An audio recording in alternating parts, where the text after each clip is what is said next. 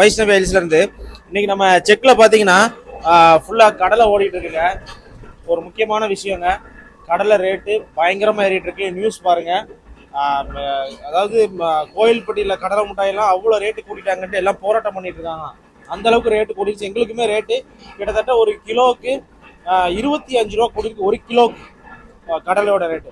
நாங்கள் oil rate வந்து பார்த்தீங்கன்னா கடலை என்ன ஃபர்ஸ்ட் ஸ்டார்டிங்கில் 280 கொடுத்துட்டு இருந்தோம். அடுத்து 300 ஆக்கணும். அடுத்து பொங்கல் ஒட்டி 330 ஆக்கணும். இன்னைக்கு ரேட்டு இப்போ அரைக்கிறதுக்கு 340 இல்லை 350 வித் கொரியர் தமிழ்நாட்டுக்குள்ள அனுப்புனா மட்டும்தான் எங்களுக்கு கட்டுப்படி ஆகுது. இல்லைன்னா எங்களுக்கு லாஸ் ஆகி தான் நாங்கள் கொடுக்க வேண்டியதாக இருக்கும். ஸோ இதுக்கப்புறம் இந்த வீடியோ பார்த்ததுக்கப்புறம் வாங்குறவங்க ரேட்டு கண்டிப்பாக 340 தான் இருக்கும் ஒரு லிட்டரு. இதுக்கு மேலேயும் கூடுன்னு சொல்கிறாங்க.